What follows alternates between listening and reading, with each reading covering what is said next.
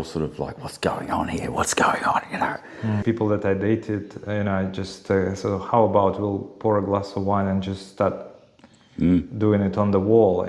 I'd send her an image and she'd tell me, right, that flower needs to be in that direction. This needs to be this direction.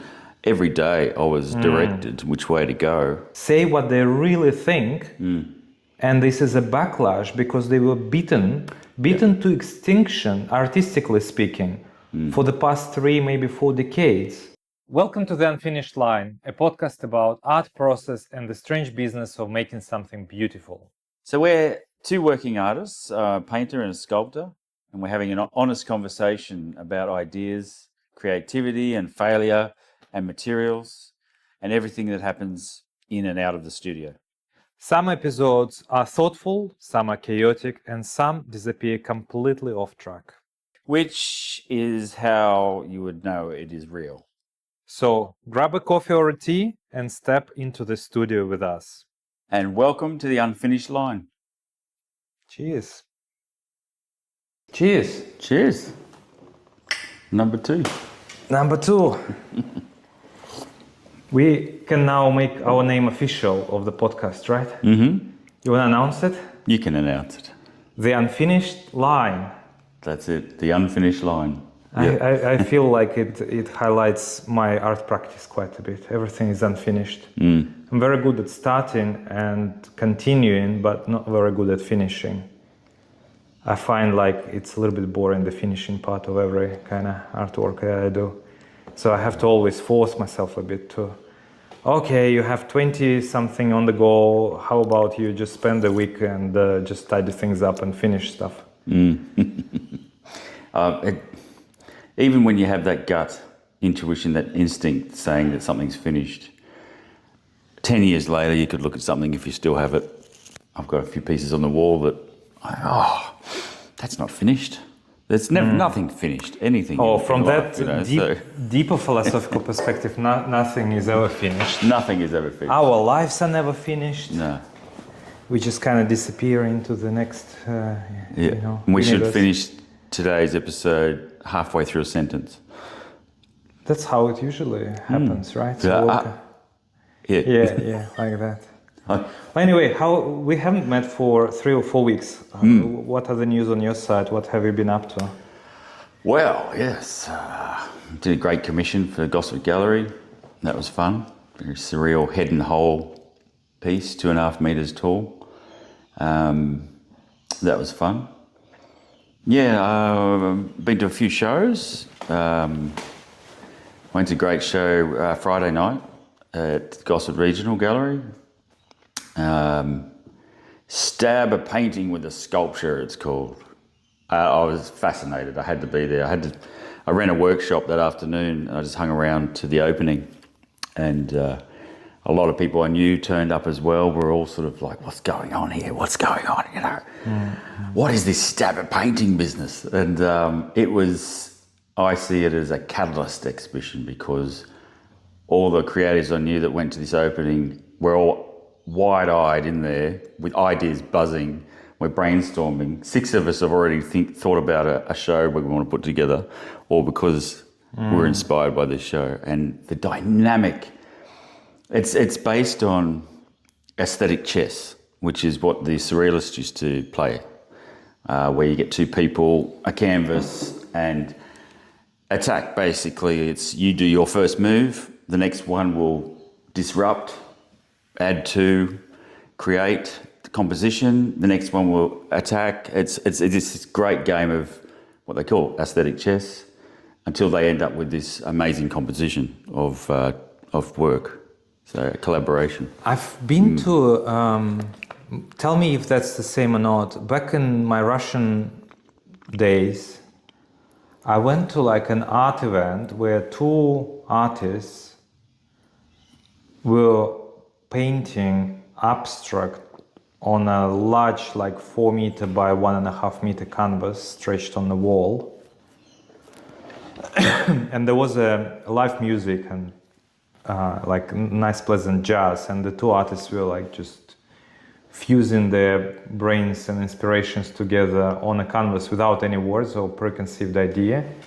And so that artwork was emerging over the course of a couple of hours as they using huge, like outdoor paint type brushes for the walls, on the canvas with lots of paint, obviously too. It was quite fun. It was and it was called jam painting. Mm-hmm. Yeah. I liked it. I took it into my life on a couple of occasions with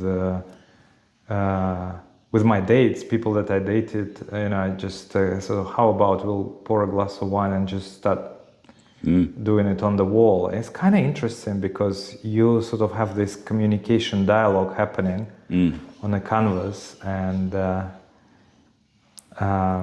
you learn something different about the person, and it's just fun. Yeah. Yeah, I went to a party back in the early days, probably the 90s, and someone put this 5-metre piece of canvas on their lounge room wall, and everyone went for it, drinking, smoking, having a great time, dancing, music, painting at the same time. Oh, the dream for an artist to go to a paint party, I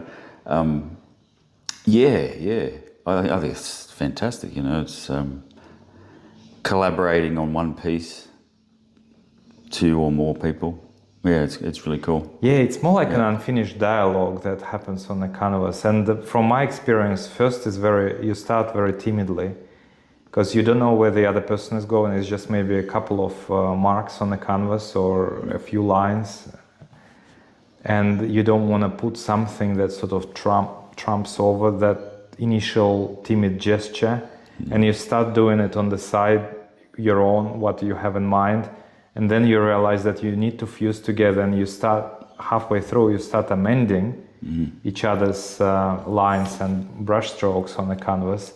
And then eventually you sort of, maybe 3/4 in, at least that was my experience, you sort of understand, or you think you understand the expressive idea that your partner was putting on a canvas, and you sort of start complementing it rather than amending it to fuse with your idea. And then this kind of fusion may happen towards the end, or at some point. And that was this kind of evolution, that I particularly liked about that approach. Was it something similar at the Gosford Gallery?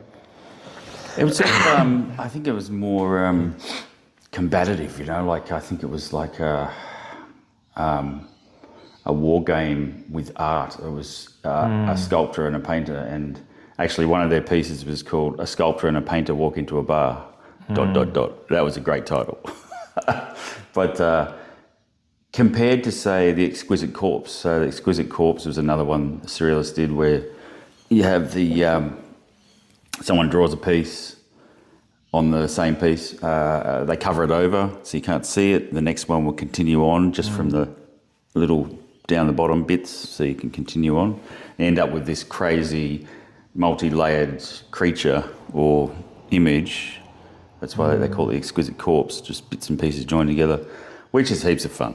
But it's not really a collaboration with someone's art piece, which is, I've worked on pieces with people, and you sort of go near their work and you feel a bit of trepidation, I don't want to encroach on you, but if you're in it long enough, you start to realise, I have to. I have to go over your line. I have to do this. I have to push your composition out this way. I think the bolder you get, the more fun it is, and the better results. That's why we were all inspired by this exhibition, thinking, we can do this. We've both done similar things in the past, but we want to do something large scale with a lot of people. That might be a good idea for the 5 Lens Walk, something like that. 2 artists, 1 massive canvas. It doesn't even have to be canvas, so to save cost, we can just get like good paper, maybe 2 meters by 3 or something like that, or 1.5 meters by 3 or by 2. Probably cheaper to get canvas. Maybe, Paper's pretty expensive. Yeah. Well, if you're going to get paper, you need it quite thick. And that would be more... canvas is better because it holds the paint better, of course, and it may drip from the, paper and stuff. But it could be like, just 2 artists just decide to have fun, in public with a per meeting, and just do the abstract. maybe something. So what have you been up to? Oh, it has been a lot. I'll start with the annoying thing. You still have the green light there? by the way? I have. Yeah, yes. good. I'll start with the annoying thing is that I got cold. My partner Jeff, he's been sick, brought the cold probably about now a month and a half ago. And, he missed a couple of days at work, but otherwise felt pretty, rough and, in terms of coughing and, just feeling tired and stuff. And because he works in the childcare, and I always kind of condemn him for every virus or bacteria that that happens to be in our household, that I inherit. And 2 weeks after, I was just fine, and I was thinking, oh, that one I dodged, I'm not getting it. And then as he started getting better, I got it. And but also, and it still lingers with me in terms of coughing, and it's getting better gradually. Went to the GP, she said, oh, don't worry, come back in 8 weeks if it doesn't get better. It's apparently, then I used Google and found out that there are colds that the virus is long gone, but the inflammation in the trachea where the cough is caused remains for weeks and sometimes months. Oh, Dr. Google is quite good. Yeah. I've been to doctors where they actually get onto Google and they tell you not to do it and they go and do it themselves within the same consultation. Yeah, now I see GPs doing ChatGPT all the time. Yeah. What it's like, I hope that they are critically using it and not just like I would. Anyhow, but that's on the sort of health side. Other than that, there were lots of things. So I finished this big relief that you have just seen. It's a monster. And that I felt exhausted, and probably that's why I sort of succumbed to the cold and virus, because I finished it on Thursday. I had to build, so the relief, just for everyone, is 3.3 meters long and 1.6 meters high, and it's a triptych. There are 3 panels that compositionally all gel together, and each panel is 70 kilos in weight when dry, and when wet is 80-85 kilos. And so there was a lot of moving together with my partner and casting, and it was towards the end I was quite exhausted. And I had to build an easel that I can put these things to dry, and then I will be finishing on. And the easel should hold 250 kilos. Okay. So that's what I've been doing, and then I put them together, and then I got sick, and then I received an email from the customer who commissioned it saying, oh, we just have an idea that we need to change the wall on which it is going to be positioned, and we want to change the size slightly. I was laughing hysterically, when I received it, because literally the day before I just put it together, and then, of course I sent the response saying, well, it's finished now, and it's not possible to change anything about it at this point. I'm happy to make you the second one with the different dimensions, but nothing can be done about this. And so that email exchange continued, and I felt they were a little bit unreasonable and pushy, towards me, thinking that I would just feel guilty for maybe not meeting some of their expectations that were never stated verbally or written, and I would just feel guilty and say, okay, I'm gonna do it for free, the second version. And I just kind of politely but clearly explained my position. Hey, that's an artwork. You chose me as an artist. You can't make amendments after. I have to retain my artistic freedom and artistic license. And one of their concerns was, that the plants are not so organic and flowing, not bending organically and stuff. But the thing is, they specifically asked for Australian native plants in the relief. And one thing about Australian nature, flora and fauna all together, is that it's very hard, hardy and angular. Yeah. That's what makes Australian, landscapes and trees and plants so recognizable. Well, you couldn't exactly get an Angofra tree and do it. Yeah, exactly. Monstrous. Exactly. But then turns out all these concerns were just, I feel, to convince me to just spend another month doing another relief. But even if I will to do that for free, it would mean that I have to pour another $15,000 of my money to buy the material and botanical and plaster and half a ton of clay and so on. Nope. But anyway, so I gave them two options at the end. Option one, which is they take this relief and use it, and hopefully they can adjust the design of the room to fit the dimension. Well, it's like you don't tell someone building a bridge, oh, by the way, like, let's just change the dimensions of this bridge when you're halfway across the river, you know. Exactly. Come on. Yeah, exactly. That's why I had a maniacal laugh before. I wasn't laughing at you. Yeah. I was just laughing at them, thinking, come on. You signed off on a contract, this is the dimensions you wanted. Don't, just because someone changed their mind, think that you can, oh, yeah, sure, yeah. I'll just spend another thousands and thousands of dollars worth of my money to redo it to your size specifications. Yeah. And then they were like, oh, but why did you start? I said, well, you said that you need it in June, July. Yeah. The procurement team was hurrying me up, trying for me to get started even before the payment done. And then the payment was done like 2 months ago. No one said, wait for any green light. Like the initiation payment, 50% has been done. Like, of course I need to meet the deadline. Well, you to can't make exactly do it overnight, can you? Exactly. Yeah, come on. Anyway, but the good thing is that it seems to have resolved now, and we are both reasonably happy about this. I just know, like, it's just the corporate culture and communication style that is prevalent in this environment. That's one thing that happened. Well, especially with sculptured material, like to change things, very different to say a painting. And it depends on how far along in a painting you are, but I worked for an interior designer once, and she was on the phone to me every day. I'd send her an image and she'd tell me, right, that flower needs to be in that direction. This needs to be this direction. Every day I was directed which way to go. It was the most frustrating way to paint, being micromanaged, but that's what she wanted for. You don't want people standing up and walking out of the room because the flowers are pointing the other direction, you know. So exactly. I can understand what she was saying, but it's just that that process is quite... The irony of it all, like we had a very detailed meeting prior to even signing any paperwork, prior to even quote acceptance stage, you know, from me, where I explained the process. I said that this is a botanical relief. The way I work, I take plants, I press them onto a perfectly flat slab of clay, then I remove the plant, leaving the impression in clay, and then I cast it with plaster.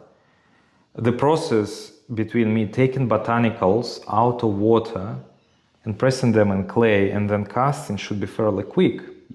I can't leave them out of water, they will start withering within hours, not days. I can't leave them in clay for further adjustment later. First, it's not really possible to adjust later once you press them. Secondly, if you leave them in clay, they become like stuck to the clay and boggy and, you know, just start decomposing essentially. Like I explained all of this.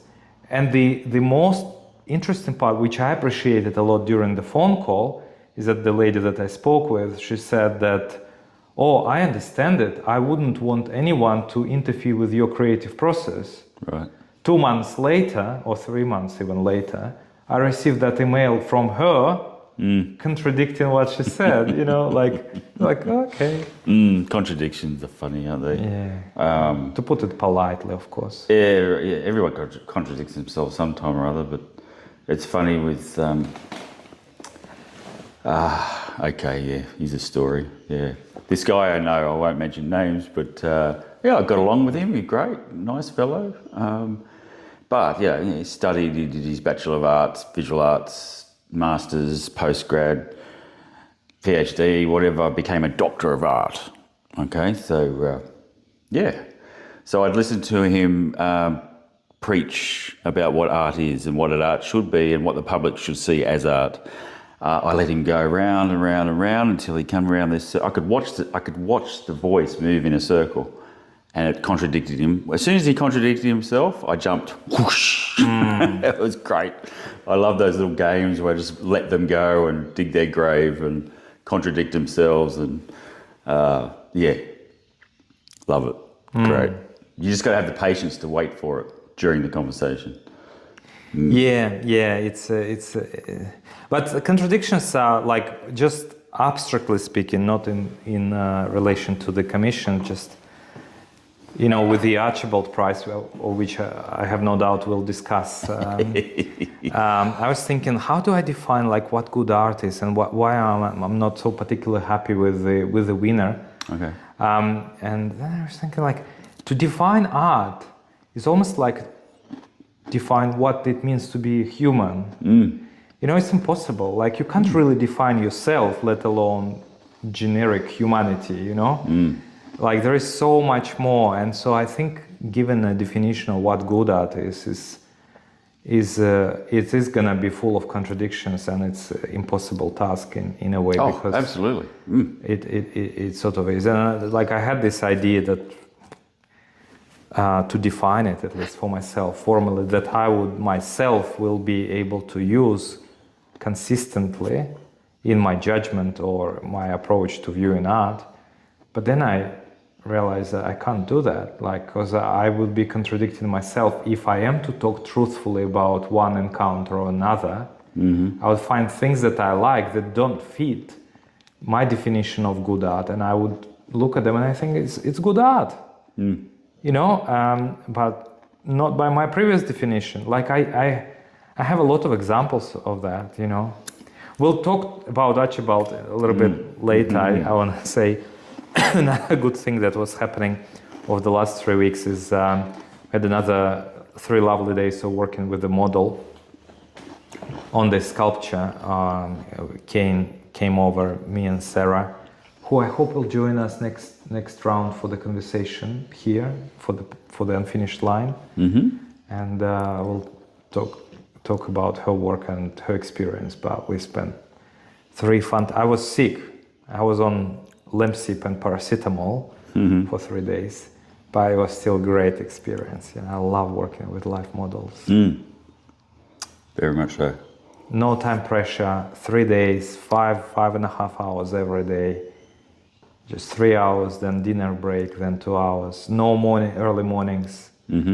Like, really in my zone, preferred time, like after lunch and into the night. It was just so good.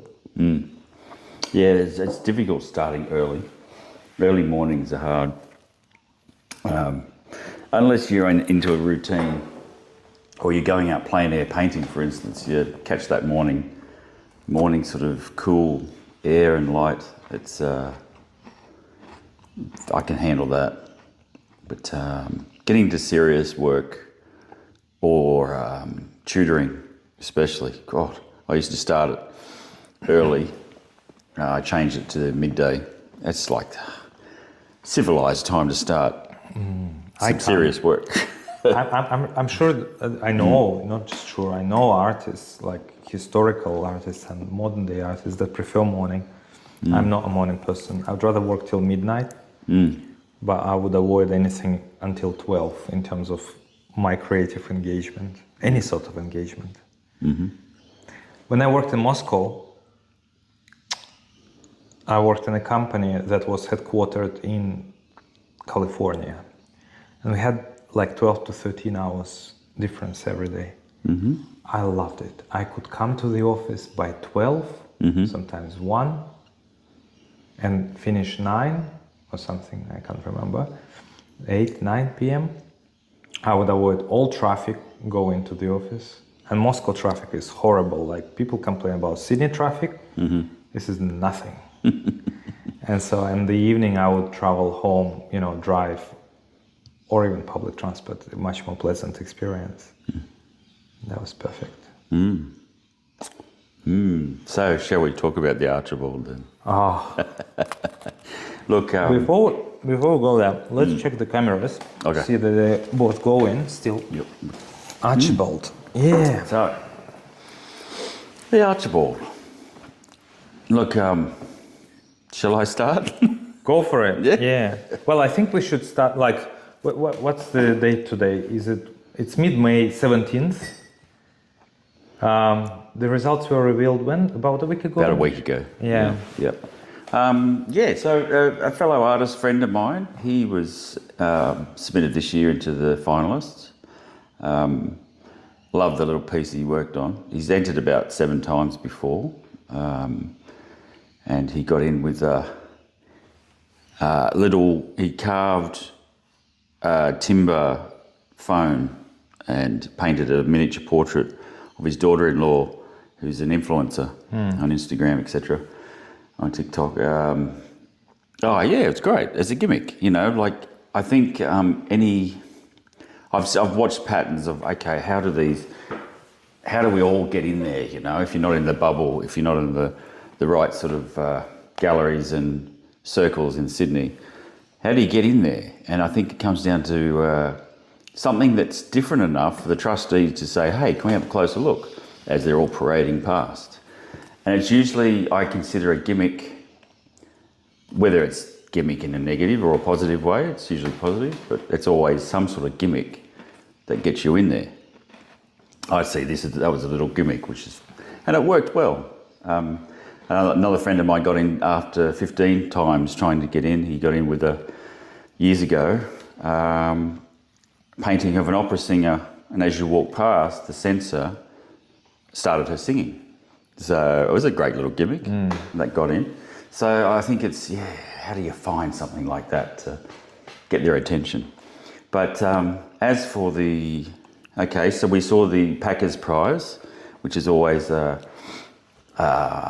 realist piece, and this time it was very, very beautiful painting. The very powerful light, theatrical, dramatic. Yeah.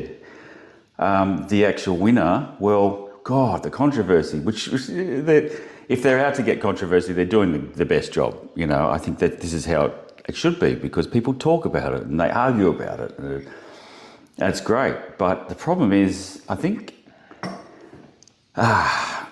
arguing about art these days is becoming so heavy, especially on social media.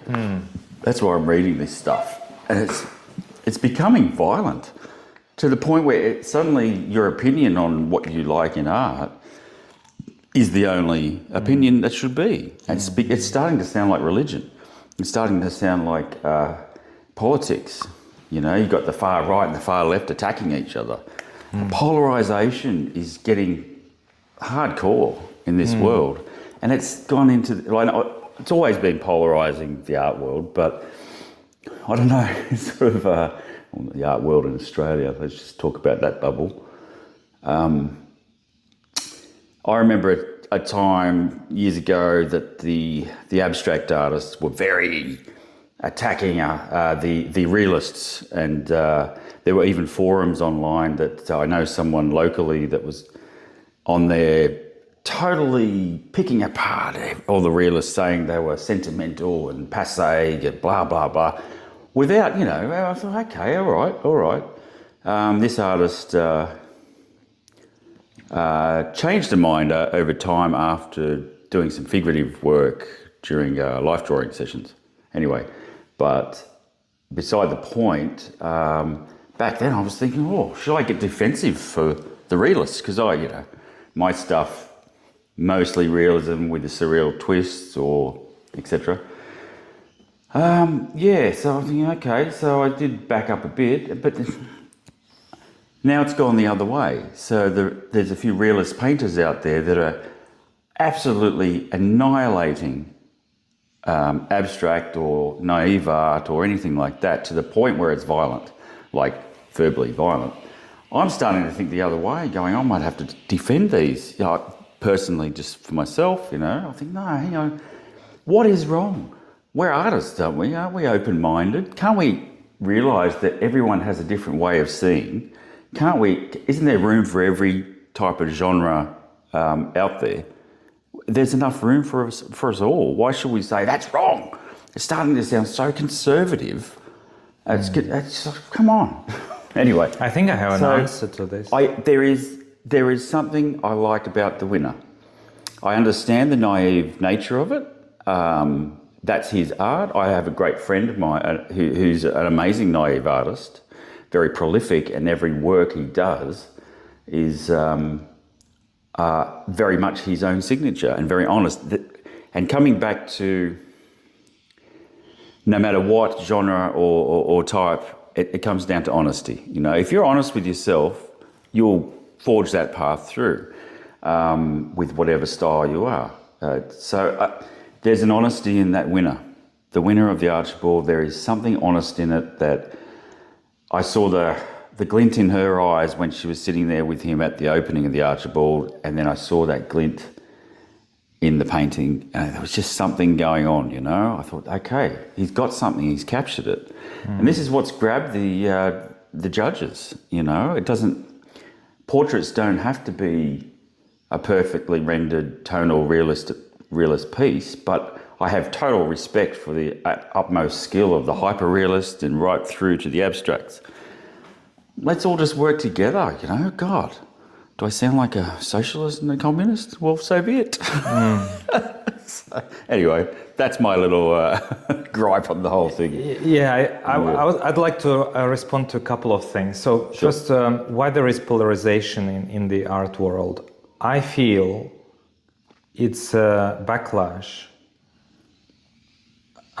from the period where, you know, if you go to most art schools these days, and I spoke to a lot of local artists and also I know international artists, and through listening to art podcasts like Suggested Donation, for example, which is quite famous art podcast in USA, like every artist that is serious, almost every artist, complains about how horrible the universities, art schools have become. They teach nothing of the skill. They sort of brainwash you ideologically, whether it's usually left-leaning ideologies, because that's usually where the proclivities of the artist types are. And that's not secret. Like, you can see the, you know, political preferences. They are usually towards Labour, you know, in Australia or Britain, or Democrats in USA, for a number of reasons. We can talk about this, and maybe we should, because it's an interesting phenomena in itself. Like, I'm in a way an outsider altogether, because my original background is Russia, and we have a different, well, nowadays very different, you know, political situation. But even like in 90s and 2000s, you know, and we are a bit burned by communism and socialism. A bit is an understatement. A bit is about 20 million people lost their lives, you know, for the idea. But anyway, so obviously you can sense that I'm not a big fan of the very left kind of ideologies. But anyway, that thing aside, but just from what I observe, like the universities, art schools are not good at teaching like craft skills. No. These days, not anymore. It's not the French art academy. What's that? I forgot now the name. Beaux-Arts, you know. There are now ateliers emerging where masters and practitioners actually, like in atelier style teaching, because you can't get this at the unis, and what they teach at the unis, they conceptual art, you know, installation, which has its own space and it has a right to exist and to evolve, and there is a great deal of fantastic artists working in this category. But when it comes to realism art, it's looked down upon by the very same art academies and universities. So as a representational artist, who, if you want to grow your practice first, you can't pick this up by paying for your degrees and spending 5 or 4 years at the art school, like undergraduate or postgrad. Then you are looked down upon by the same people that teach there. And so it's, you know, like being gay, it's a little bit like that in some sense, you know. You come out at your own risk just because you want to be true to yourself, that you, for example, prefer old masters of the Renaissance, or if you're a sculptor, old Greek, you know, tradition, or Roman sculptural tradition, or the Renaissance, Michelangelo's and the like, Canaletto, Caravaggio, you know, you name them. And so, like, you feel oppressed as a realist artist. And so there is a bit of a resurgence now. In fact, there is a very prominent kind of organization called Art Renewal Center. Oh yeah, yeah. They are doing amazing work when it comes to sort of representational art, mostly on the painting, somewhat sculpting as well. They're starting to do, which I think is great because this tradition in the 60s, 70s, and later, it was almost was driven to an extinction. That's my impression. Yeah. Now, and the baby was thrown with the bathwater when it comes to representational art practice and the deep skill and the tradition. And the skill was disregarded, and everything was put towards the ephemeral or installation art or the sort of political art, or like art as a statement, where you look at the artwork without reading an artist statement, you can't appreciate anything about it. You can look at the concrete, cylinder, and there's plenty of artworks like that. We talked about banana on the wall last time, So it's not an artwork. It's the artist statement that matters. Yeah. And artwork is at best a good visualization to that. So I think that's why the backlash is. And on the political dimension, there is a minority of artists, still a minority, that are not necessarily buying into the left kind of ideological discourse. And with the rise of Trump, all one nation, there is a feeling for that. They get a little bit more energized. They feel like the battle is not lost, and they don't stay as silent anymore. And they feel like they can say, and one of them is Lucy, for example, that we both met, and she made a big post about the Archibald. So I think that's the reason. Sorry for the long monologue, but I think totally this agree with it, yeah. This is a backlash. It's like gay pride. Like I don't like gay prides. I think this is shallow, stupid way of spending time aimed at maximizing the revenues of the venues that sell alcohol on Oxford Street in Sydney. Well, you know how that, but it did start off as a protest, so it was. It started off as a protest, and now it's fantastic party time. It's an ode to consumerism and hedonism in a very shallow, kind of boring way. Often. Well, I don't know. As a straight guy, I think it's one of the best parties in Australia. I think I've been to it a couple of times. Maybe the atmosphere there is just phenomenal, but that's another story. No. So look. For me, it's like if everything was happening is like gay pride a year, that's fine. The problem is from what I can observe as being privy to a lot of places, hundreds probably of times in my life in terms of going to clubs and bars, it's actually in a way an extraction or an essence of gay culture. And a lot of gays, that's a whole different rabbit hole, but a lot of gays, I feel, find their identity of their day-to-day life within this kind of stream of culture. There is seldom a depth to it, be it aesthetical or intellectual or just spiritual. It's about going to a club, getting drunk, showing off your abs, finding somebody for the night, repeating the next day after the hangover is gone. Well, we're just like birds, aren't we? Really.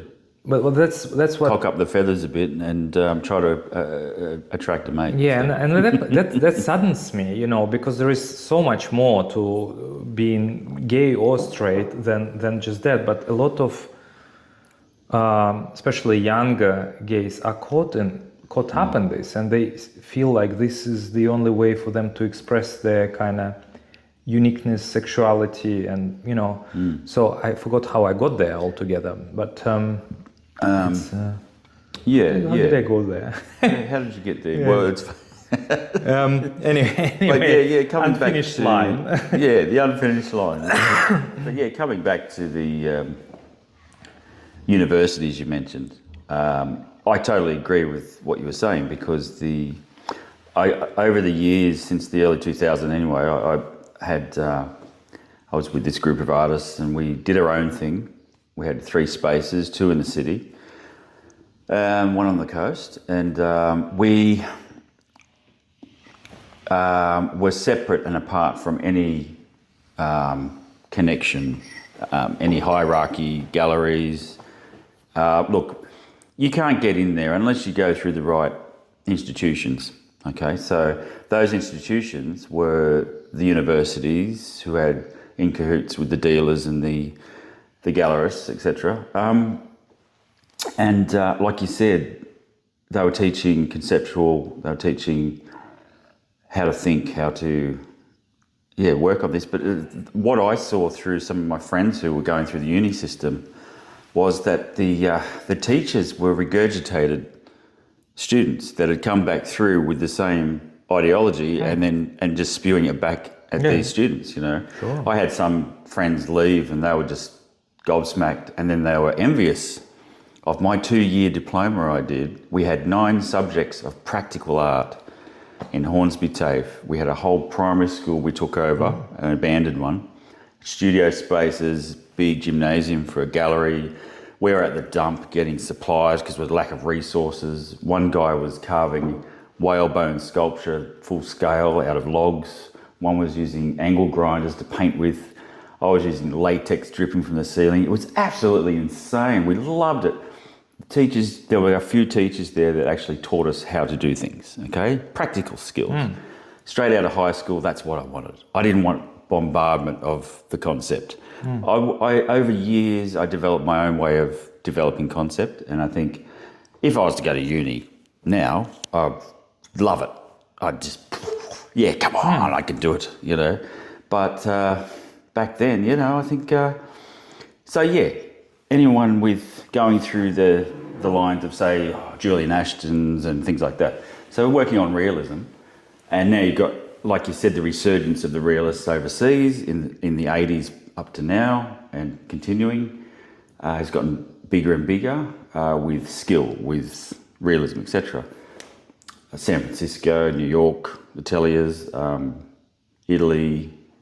Like you look at Roberto Ferri, like wow, you know. So it's huge, and I'm really glad that it's gained momentum. You know, me too. Absolutely. But I also, so the realist getting attacked by the abstractor, etc. before, who had gone through the uni systems, once again was like, oh, come on. It was like religions fighting against each other. But I was called directly passe and sentimental and all this stuff, you know. Oh, your painting's dead. And I went, hey, come on. Did I say that about you? Did I say that about your work? You know, come on. Well, that's the ideology, you see. That's being rammed into them, you know. So I know people that have left. A friend of mine's daughter went to uni and they were asked who their favourite artists were, and she said Waterhouse. And she got laughed out of the classroom by the tutor said, that's not art. That's horrible, saccharine, blah, blah, blah, went on. All art should be ugly. This is what this guy said. And so she left. She was in tears, you know. I was like, hey. Well,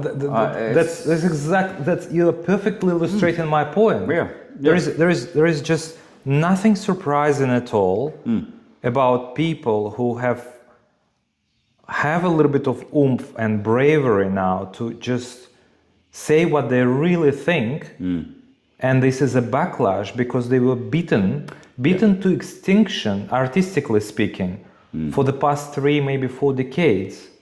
Well, 2, 3, depends where you start, where you finish in terms of.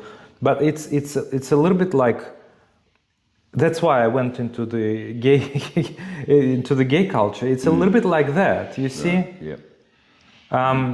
It's hypercompensation, sadly. True. I suppose it's the way it is, isn't it? You got if you repress everything, everything tilts. It just keeps going like this. It never sort of goes. It'd be nice to be a central. What do they call centralists? Centrists, yeah. It's never going to happen. It's human nature. Once again, it's always human nature is to outbalance the scales to one side to the other. You know, it's. But hey, what want to have a laugh while we're doing it. Yeah. I think we just need to I will say what I think about the winner and the overall Archibald thing, but just on the broad, it's not surprising to me that this is happening. I'm actually happy that this is happening because we're finally hearing the voices of the artists that are not just glorifying Archibald. And you know what? I feel some group of artists glorify the artwork even though they may not like it because it's Archibald. And if they say something opposite, they may not be selected, or there is this kind of Stockholm syndrome. To an extent. I mean, softer version. I don't mean they just don't want to upset their own people. That they. Well, each decade you get someone brave enough to speak out. And I remember back in the early 2000s, a guy, I forget his name, Tony, someone spoke out and was chopped down hard. You know, it was against. Craig Ruddy's portrait of Goldpolil, saying it was a drawing and not a painting. I think that portrait was fantastic, the whole way he did this portrait. And he did add paint to it, but once again adding the controversy. But yeah, and then other decades where, even our friend we were talking about before, Lucy, she got on there and had a massive rant. She's got a fairly good following now on Instagram. Anyway, yeah, her rant was very intense. She's quite intense by her nature. But what I found was a week before she did that, one guy said something bad about her type of art. And she was gobsmacked, She said, why? But why? She's filming herself. Why did you say that? And then she turns around and does that. It's like, it's the same. It's the same. If you got to take it if you're going to give it. Maybe we should invite her once. Oh, right. Yes. But see, she's very one-sided. She is. Extremely focused on realism only, Understandably, like you said, but I still feel that no matter what type of artist you are, you need to have the blinkers off. You need to open your eyes to all the genres that we can, even if you're getting attacked by or they're overbalancing it, you still need to have your eyes open because realists work in the abstract anyway. We work in the conceptual as well. It's all my paintings start off abstractly. When do I want to stop doing it? And then it comes in that word contrived. I was thinking about this the other night because I was listening to a guy talking at the opening about his abstract work that was in there, another artist's work, which wasn't bad. It was, but he said this is purely intuitive. This art, purely intuitive, call and response to the environment and the happenings of this person's life. Totally understand that. But what was my point? My point was that the intuition doesn't stop with abstract artists, It's like we're building up a painting, constructing. I'll always throw in this intuitive, compositional, wild mark making. And if that works first, then I know I'm on the right track. That's right, contrived. He mentioned I'd rather this sort of direction of punk art movements, non-conformist and non-contrived artwork. Okay, and I thought, right. So if that's all you like, non-contrived artwork, do you listen to just raw punk and experimental jazz music, for instance? Because if there's anything else, there's contrived in everything. You need to have things worked and thought out. Okay, you can go too far with it, with contrived. It's a weird word, but understandable. So when people say that word, I cringe, because just to break it down, I start off abstractly, like I said, and anywhere from there to there, I could stop and be happy with it. Okay, as long as the initial abstract composition works, the colours, the lines, the textures. But I decide not to because I want to see where it goes. I'm curious. I'm like a bloody scientist that wants to keep opening up these petri dishes and spitting in them and see what's going to happen. You know, it's like, come on, what's going to happen? Push this around a bit. Push this around a bit. So, yeah, when I get personally attacked, saying that I'm contrived, that I'm overworked, I say, yeah, sure. I know I overwork my stuff sometimes. It's fine. You know, there's not everything's overworked, but I choose to do so. That's my life. That's my work. What do you got against me? You know, you may not like my work, fine, but don't attack me about it. You know, it's that's just the way I work. So anyway, my ramblings about this could go on for freaking hours. We have time. We We have time. I just want to interject with a bit of a yes. direct reflection on this Archibald winner. Okay. Yes. And the prize itself. So I think the painting is not bad. I think that I like the atmosphere that it conveys. I like the colors, this bright orange background and the overall, like, it somehow works really, really nicely.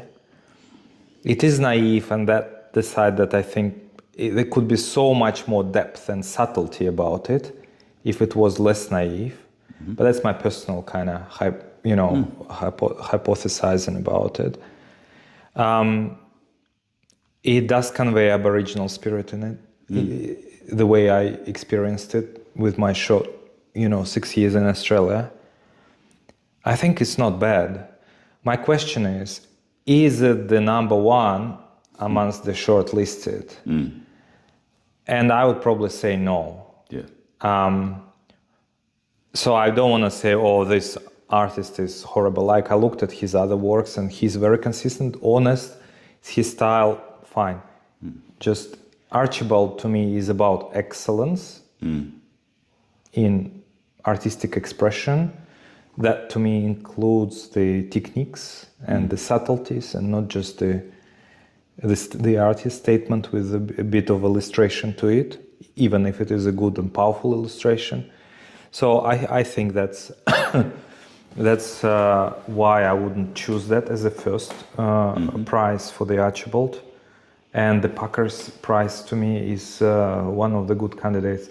It's impossible task to find the best artwork, especially in the selection of a good. Judging art in general is ridiculous. It's impossible. It is, yeah. But to me, this is, if there is a spectrum, this wouldn't be at the on the front of the list. Whilst the Pucker's prize would be. I just like the way the light is worked there, the shadow, the drama of the overall composition is beautiful. And I was thinking about this, like how I can talk about this during the podcast. I was thinking, like, imagine two cities. Like, imagine Florence and there was an anti-Florence, or modern Florence.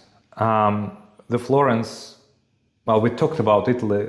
You haven't been to Florence. Well, hopefully one day you will go there. It's a small town, ancient, beautiful. The Uffizi Gallery, the museum where the original David stands, and lots of artworks. You're just overwhelmed by the beauty, the depth, the meaning, the transcendence, And then imagine anti-Florence, modern,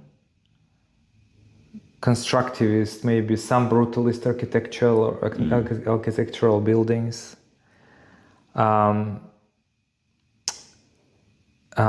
Maybe sculptures that are very geometrical, bent pipes, steel works, nothing representational or aesthetically beautiful. It's more like these geometries and concepts.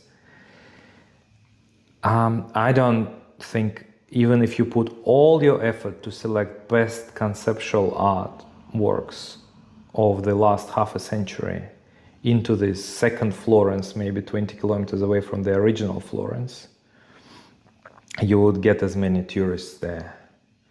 I think people, by and large, want to connect with meaning that they can see in the artwork, with subtlety, with with immense and transcendent beauty. And I think if there is a definition of art for me that is consistent, that would use this as a foundation. I like abstract artworks. I like even abstract. Like one of my favorite sculptors is Henry Moore, Barbara Hepford from Britain. You know, I got connected with them, and I like his forms and stuff. My favorite painter is Francis Bacon. Not the most subtle of the painters in terms of technique, but I equally like, you know, Lucien Freud, for example, and the old Russian school, and you know, not to name the Renaissance guys, and you know, mostly guys, not so many girls there at the time. So I, in terms of my own taste, they are broad, but yeah, that I wouldn't give number one to that artwork personally. But, and the final thing I want to say about the Archibald Prize, I think if they want to cause controversy, I think they are successfully and reliably achieving it year after year. Yeah. Is there a good in it? Sure, it attracts attention to the art world. Anything that attracts attention to the art world in this modern time is a good thing. Well, you look at what people remember the most are the controversies over the years. Like the first great one, I think, was Dobell with the Joshua Smith painting, and he was attacked. He went to court. It was massive, to the point where he escaped Sydney and moved up to Lake Macquarie to get away from it all. The weird thing was Joshua Smith actually looked like that. That's what he looked like. So yeah. It was. They also fell out over that as well. But so they realised how much publicity we're getting out of this. You know, like, oh, let's keep causing controversy. Before that, I don't remember. It was very conservative. You know. So yeah, and then you get things like Brett Whiteley when he had bits and pieces collage. You know, bits of his hair and bits of this and that stuck on the canvas and all about his addictions and things like this. It was hardcore in your face, great, bit punk. Then the Craig Ruddy one where he did Gold Palil, and he got taken to court over it to try to take his prize, saying it was a drawing, but he won in the end. He said, no, it's a painting. Yeah, it goes on and on and on. It's like they need to pick something that's going to cause a furore, otherwise they'll be forgotten. So if you accept that, I've accepted totally. You know, I've entered a few times and it's like, I accept the Archibald is for that. One of those parts of the whole thing is for this controversy, to keep people talking about it. There are other art prizes. If people don't like it, there's plenty of other art prizes. Maybe not as wealthy, like $100,000, I don't know. But yeah.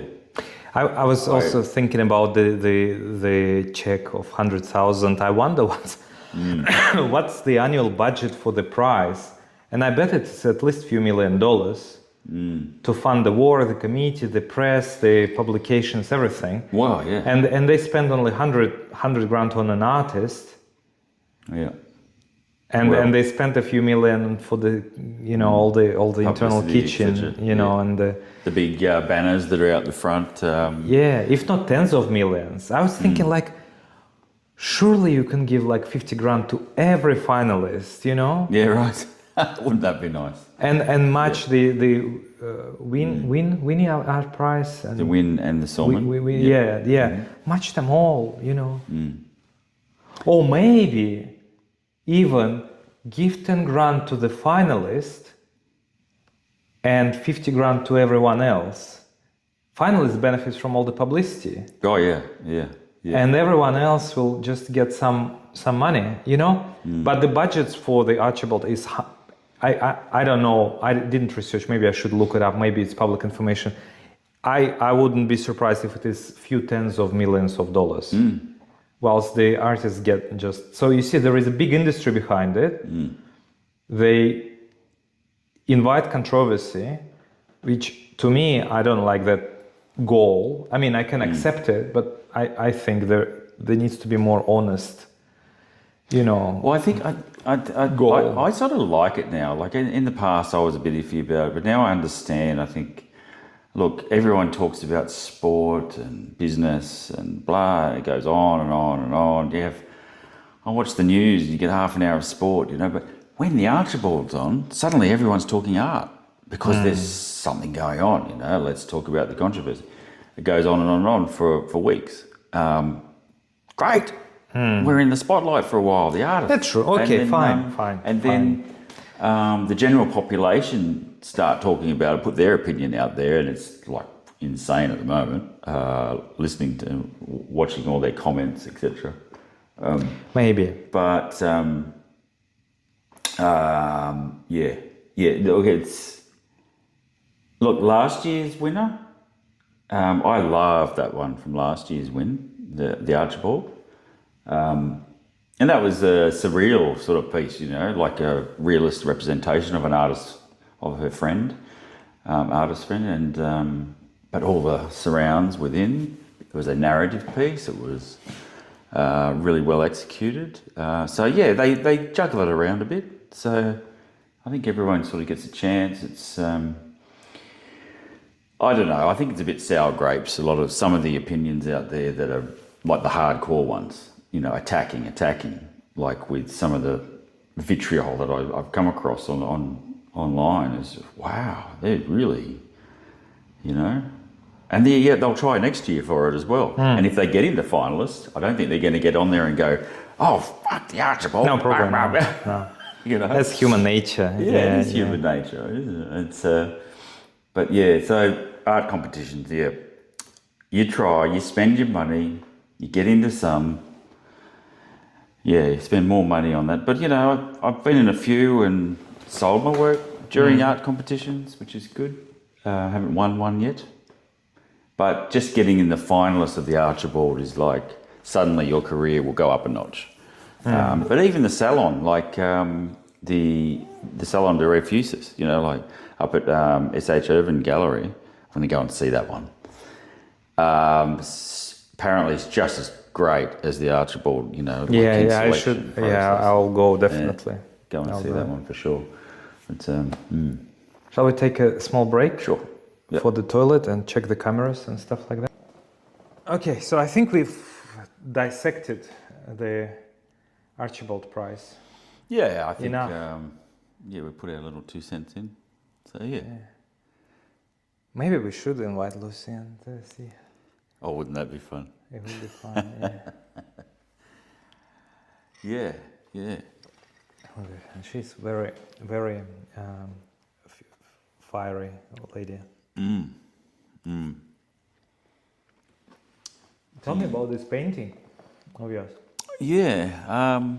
Well, it can be abstract or it could be representational. So it's actually a part of a cliff face down at Jenny Dixon Beach, up the north end of the coast. And I just found it a very nice, sensual part of the rock. and I love the format of it. I had this idea of just putting it on sections of the wall that don't usually hold paintings, and so it's nice to change the format. It just sort of suited it. I call it Jenny Dixon's crack. Well, maybe that's why. I was looking at it first when I saw it today. It reminded me a little bit of Georgia O'Keeffe's work. Thank you. Of her landscapes, both in terms of color, but also this sensuality of them. It was a bit of, far from it, but a bit of Gleeson-ish, James Gleeson sort of feel. Because rock shelves, you're going to get there somehow, a little bit. Yeah. But yes, true. There is a little bit. But I don't profess to be anywhere near as masterful as that. That's for sure. No. What do you think makes him special? Where the mastery is? The mastery is the application. I don't know. You look at I've looked so carefully at some of his works and just think, these strokes are so immediate. This guy is just an amazing surrealist, semi-abstract, realist, all in one. You know, he's just incredible. Knowing also that he's an amazing critic, an amazing author, biographer of artists, etc. Yeah, I just don't know how he fit everything into one lifetime. And these just, I don't know, the paintings just, why am I stuck for words? Probably because I adore his work so much. But yeah, there's so much in there. There's a lot of intuition in there, you know, a lot of subconscious work, listening to interviews, the rare interviews he had. I should do that. I haven't listened to interviews. I found a couple on YouTube here and there. They weren't very long or good quality, but they were just anything from the master, you know. He'd apparently go into the studio at 8 o'clock in the morning, finish at 6 o'clock at night. He'd go long days, and they were large paintings. He had a lot of work to do. But for someone so reserved and so quiet, when I met the guy and shook his hand and I was towering over him, he's only a short man, he was so quiet. And he's got this amazing, explosive, vigorous work. You know, it's wow. You know, the opposite of his nature, you know, it's pretty spectacular. I don't know.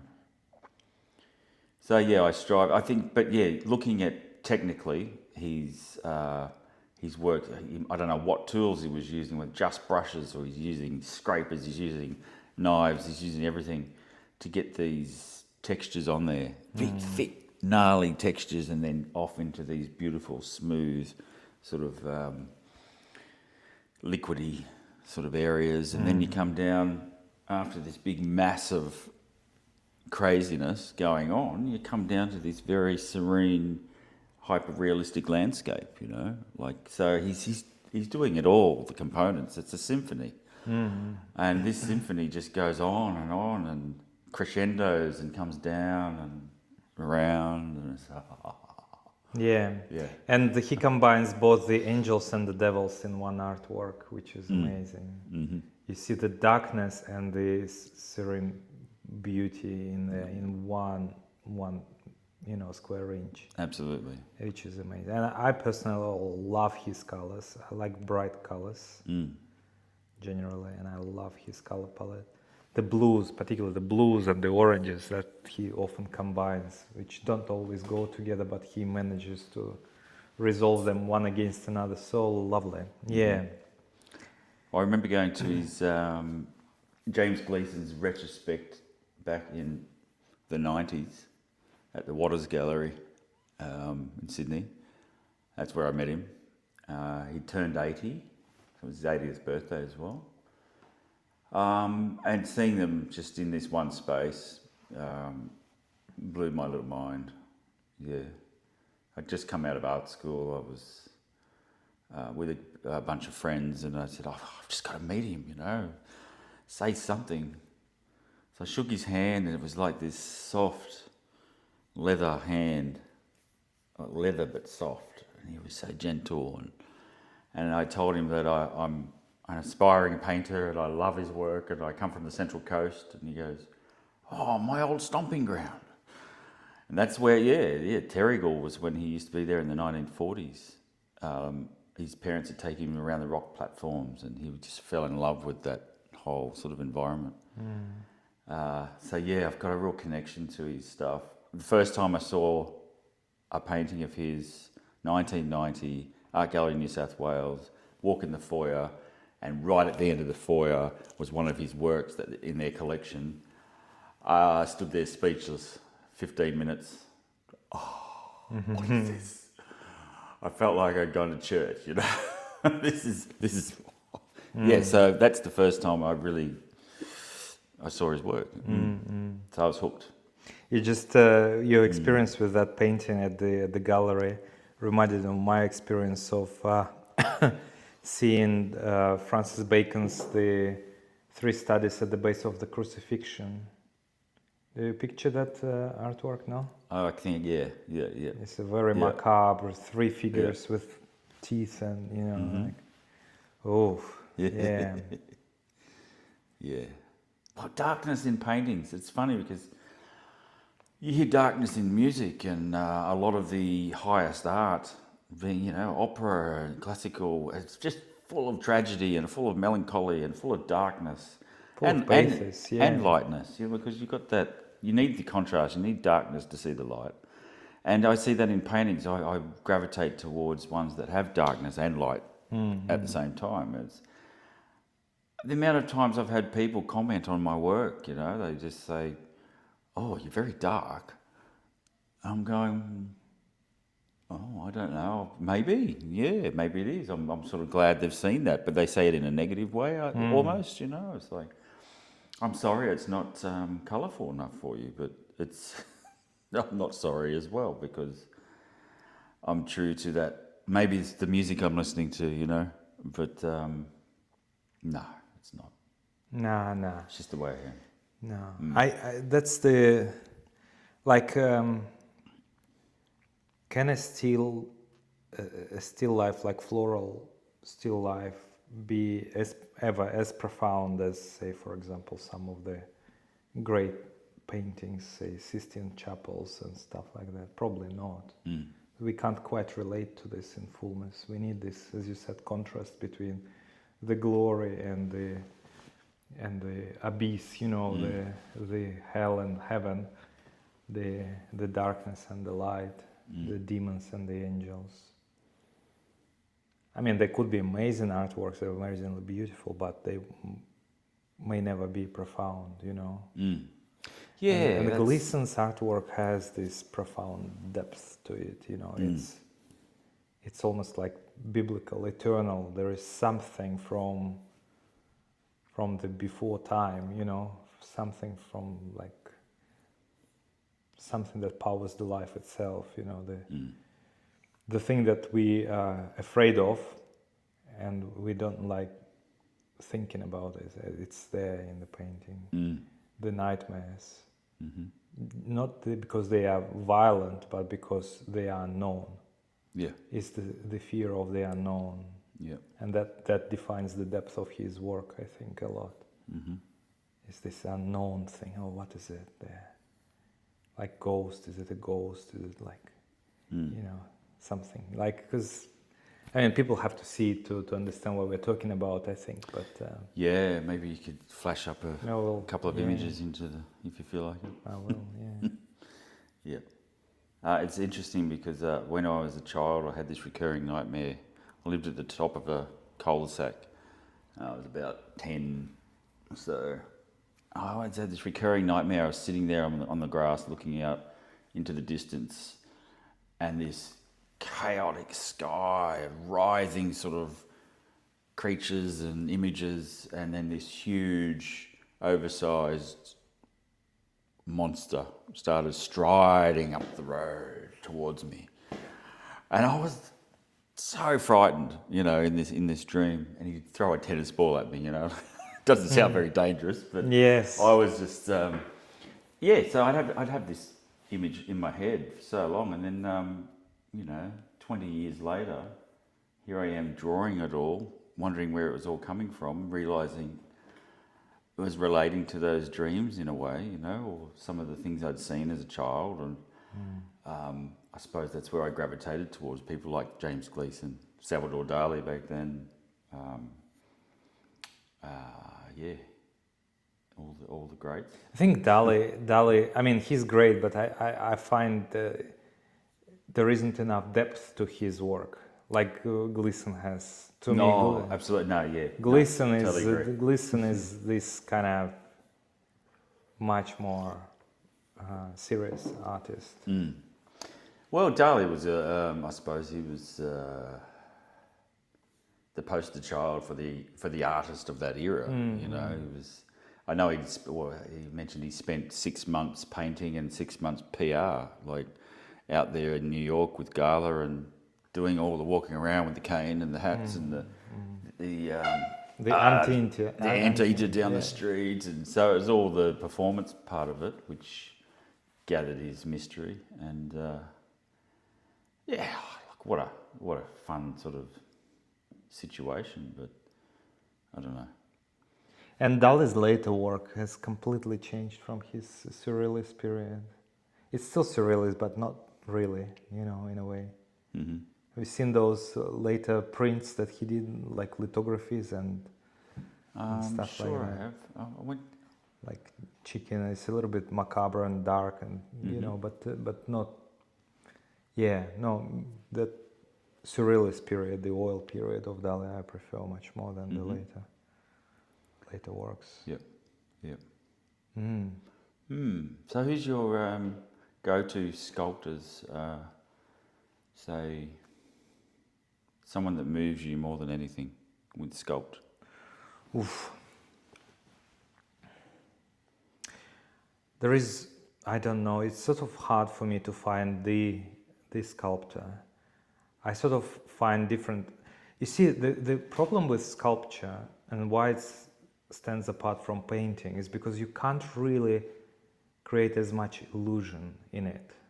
It's much more real, and you can't escape that realism in the 3D artwork. And that's the limitation. It's a blessing, but it's also a curse. And so you may find, I find for myself at least that to be true, I may find a painter that has this depth that I can keep looking into and find, different meanings at different periods of my life or different moods. And it can be profound and deep, more likely than I would find a sculptor like that. Sculptors sort of, to me, are more beauty focused, more about the beauty of form, some expression, and the depth is much more subtle and maybe not so deep as Gleeson, for example, for both of us. And so, to name a few sculptors, well, I like Michelangelo's work a lot. I just think that he found this. It's very sort of aesthetically. It's not a naturalistic work that he was doing. Obviously, it's very idealized forms, partly inspired by Greeks, partly by his own kind of taste. But I just find them very beautiful for the for the all of the pretty much the marbles that left from that time. But they are not very live or expressive, as for example somebody like Bernini would be. And Bernini for me is just incredible in his ability to just capture the gesture, the emotion, the expression, the cloth. Oh, like to see the transparent cloth in some of his work. Yeah, and then there is a lot of great sculptors in this vein. Some of the living sculptors that I quite like. There is one in USA, Brian Booth Craig, is a living sculptor. He's beautiful series of female nudes. Amazing, I think maybe a dozen, maybe more, maybe a couple of dozen. Amazing detail and liveliness and lightness to his bronzes. There is the sculptor that sort of probably closer to Michelangelo, but modern living sculptor. He's, I think, 80 plus years old now, American. Richard MacDonald, I think I may have mentioned it in the last podcast. He does a lot of very well-defined, great physiques, male and female, dynamic sculptures, like male holding female in a very beautiful sort of line work in the sculpture. He did a big series of sculptures for Cirque du Soleil, multi-year commission project, probably a decade long, I think, based on how much work and different scales he's done. And he worked from life, jumping poses and all of that stuff, it's very impossible, to hold for any duration, or hanging down from the rope on the leg, intertwine and all this kind of stuff. His work is also very idealized. It's representational, but it's idealized, so exaggerated musculature, exaggerated body lines, and sort of perfected in his own aesthetic. But I think it's beautiful. I like also works of more naturalistic sculptors, which just capture truth and beauty as it is. I think I try to be more like that myself. Not so much by choice, just because I think truth matters to me a lot. And I don't trust enough my own taste to sort of idealize where I want, or highlight certain elements more than others. And I kind of like this honest, artistic, representational quality of naturalistic portrait, naturalistic sculpture. Okay. Just capturing. I mean, of course, it's not. I mean, I don't like the word realistic, because there is really no realistic artworks, Even photography, arguably, is not realistic, It's all filtered through lenses, especially with a painting or a sculpture. Whether you want it or not, you're gonna have your style coming through. But aiming at naturalistic artwork, I think that's where I'm leaning towards in my own practice. But I like a range of sculptors, even the semi-abstract works of, or even I would say fully abstract works of Henry Moore. He was great, British sculptor. He done huge monumental works, and a lot of the artworks he has done. Maybe one day I will have commission like that. Oh, yeah. I would love to sort of embed it into the natural landscape, just design an artwork that would work with the surrounding rather than just in isolation as a indoor sculpture like the one I'm working on currently,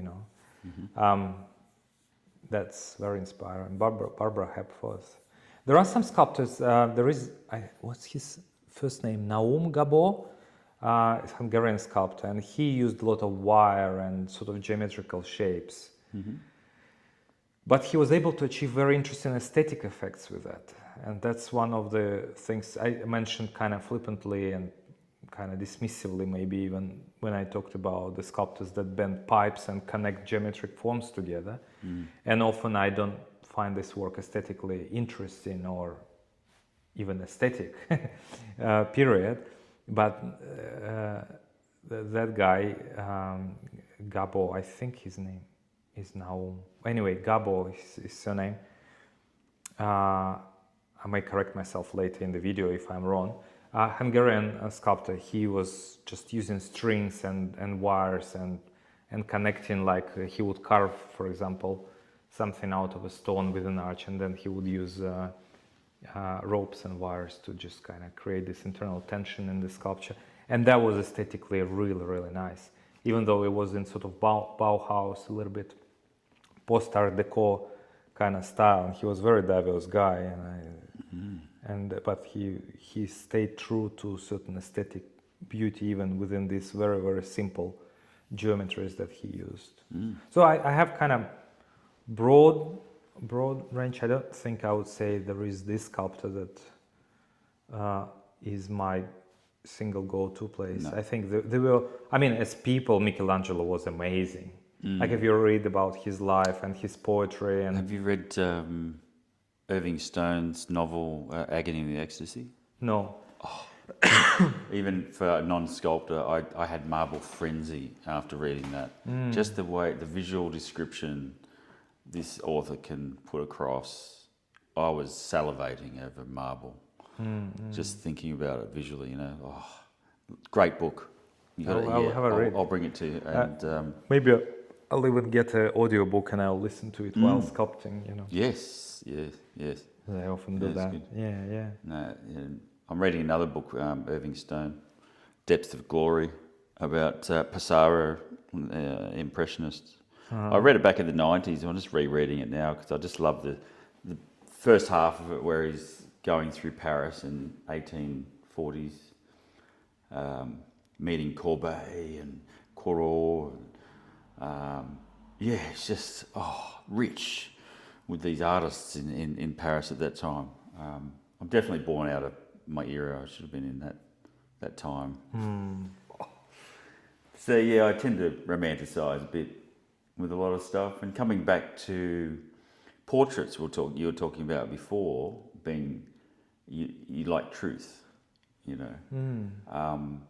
And I was talking before about honesty in artwork is profound, but I have to contradict myself and say that a lot of the times I've done portrait commissions, live sittings with females, and I've of course romanticised and taken out double chins, a few things here and there. Of course, they love it. It's fantastic. Oh, I look so much younger. Fantastic, you know. So you know, sometimes you have to bend the rules and bend the truth a bit to suit people. And I have fun with that, you know. It's like I feel sort of. But then when it comes to your own sort of work, there's an honesty that you want to try to achieve. I think it is. It's being honest to yourself, and getting out of everything out of your head about what people want or what the fashion is at the time. That's one of the hardest things. Is bombarded with the zeitgeist, with what's going on. You know, it's get that out of your head and just stay within your moment. And one day you'll be in fashion. Maybe, yeah. Hopefully. One would hope, yeah. But that's what I like about naturalistic work. If you stay long enough, if it is a good naturalistic, say, portrait or a sculpture of a standing nude, or representational, figurative naturalistic work. If the artist was great, he would be able to convey the real person with his work, and if you stay observant, you through the artwork will connect to that person as well. And within the imperfections, double chins be it, or maybe one cuff is slightly larger, another slightly smaller because, say, for example, this is a footballer and he's using one leg more than the other. You'd find a certain beauty in it. And it's interesting how human body, we sort of have all these artifacts of our life encoded, but in a way it may not be very sort of aesthetically pleasing initially, but if you stay with it, you find that it makes sense. It's like a poem, and once you start correcting things, certain lines or verses disappear from it and becomes incoherent. It may be emotionally more evoking initially, but there is certain subtlety kind of goes away with once you perfect it. There is an artist, a good sculptor too, an American. I'll forget his name now, as I'm very bad with names. Howard. His surname is Howard, and the name I forgot. Anyway, he's done a huge commission of the First or Second War, I think First World War memorial in the States, like, I don't know, 60-meter long, full deep relief, not bas relief, not half relief. It's basically standing full of life-size figures stretching for like, I don't know, like a lawn, like 50 meters or something in bronze, massive. Wow. Huge. An amazing story. It's like a story of the war, and there is dignity and betrayal and trauma and kind of blood, trauma of the war, gassing, shelling effects of people, like. So it's dark at times. At times it's very inspiring because there are children and women caring for. There is a whole procession. Like it's a narrative in a relief. Like, but the reason I mention it, him in this context, not because of that. He had an idea and he talked in one of his, maybe I can invite him over the Zoom and we can talk to him. I think it would be interesting. Guy to talk to. He had an idea of the ideal sculpture, inspired by the Michelangelo's David, and he wanted to create ideal, if I remember correctly, male and a female. And he spent something like 3 years working from like a dozen models or so for each of the sculptures. And I think it was bigger than life size. Maybe it was 2 life size from memory. I can be wrong.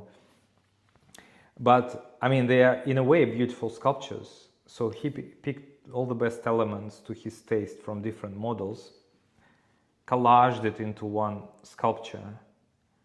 And you look at the sculpture, it's an interesting, kind of beautiful artwork, but it's not live. Not live like even Michelangelo's David. You know, there is this kind of ideal form in it, but the character is lost, the depth is lost, you know, in a way. And even in one of the interviews, he acknowledged that he probably failed with his experiment.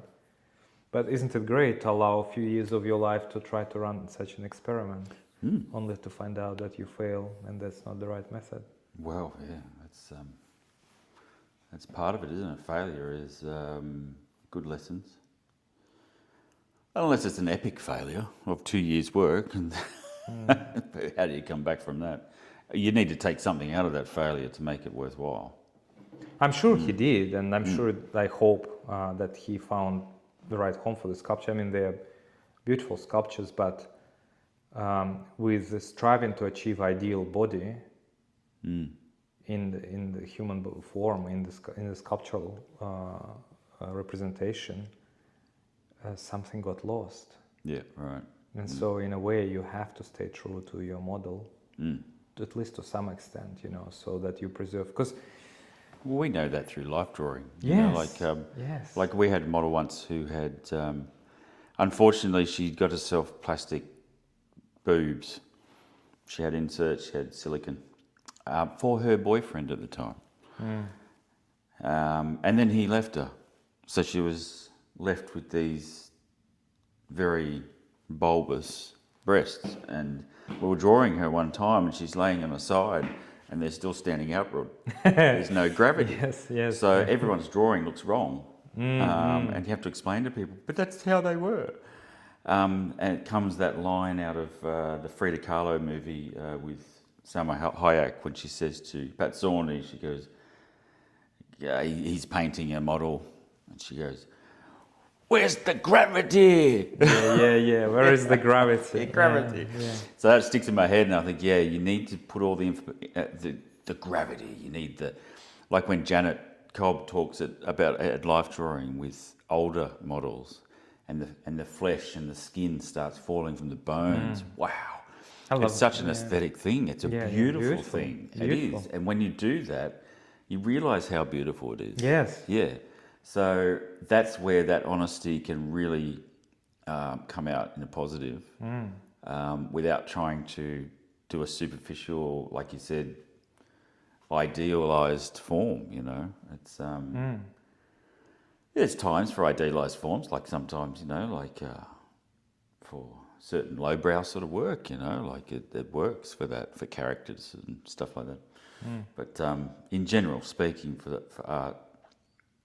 Yeah.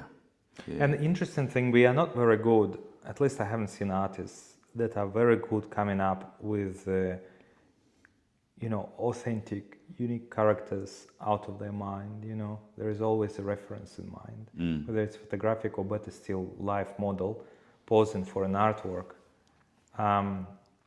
No matter how great the artist you are, you can't come up with 20 figures that look real, unique, authentic, and you know, with integrity in an artwork out of just the head. Well, if anyone was to do that, I think our friend Alex at Life Drawing could do it, I reckon. But Alex's work is comic, yeah. It's comic and simplified cartoon-like, you see. True. Yeah, no, that you can do. I had to mention his name though, because that guy blows my mind. He's only 26. And I say, how was your week, Alex? And he goes, I only did 260 pages this week. I'll just go, yeah, he's very prolific. He's a workaholic. He's trying to get his work into these establishments, get published. Wow, he just works hard, you know. 260 pages, like he's got 10 drawings on each page. It's incredible. And they're amazing. And he uses life drawing sessions for that's why he's on his, we call him the slug. On his crawling stomach, he's drawing from underneath, he's up on top of easels, he's drawing down, great perspectives, studies of hands and feet, and etc. But anyway, I've gone off topic a little bit, but I had to mention him. Do you think he will agree to join us for a conversation? Oh, I don't know. I'm not sure. Maybe one day. Yeah. Because he was interested about our podcast. Remember when we mentioned during the live drawing a couple of times, he would, how is it going? How is it going? True. He's interested. He's curious. Yeah, for the people, we do a live drawing every Thursday night in Gosford. Yeah, and it's great. Great bunch of people, great models, great music. Until I get attacked by it from people. It's great, isn't it? Gentle nudge every now and then on the feedback on the music choices. Just a gentle nudge. Yeah. But as long as the model is, you can sort of those nuances of body language, has that sort of like upbeat look. They're happy. They're comfortable. As soon as you start putting something too obscure on in the music section, they're just going, a little cringe in the eye, you know. You think, okay, switch the music. So as long as the model's happy, anyone else can whinge as much as they like. That's right. As long as the model's happy. Yeah. That's right. All right, well, let's call it a day today. Done. Excellent. What's the unfinished line? Thanks for listening to the unfinished line. If you enjoyed the conversation, share the podcast with a friend. You should leave a like and follow us. Yes. The podcast is available in Apple Podcasts, at Spotify, and on YouTube as well. Right. Yeah, we do all three things. Okay. And then soon it's going to be on the dark web as well. I'm pretty sure. Silk Road. Excellent. And if you want to hear more conversations about life of artists, art process, philosophy, make sure to subscribe so you don't miss the next episode. Until next time. Keep making, keep questioning. And stay unfinished. And stay unfinished.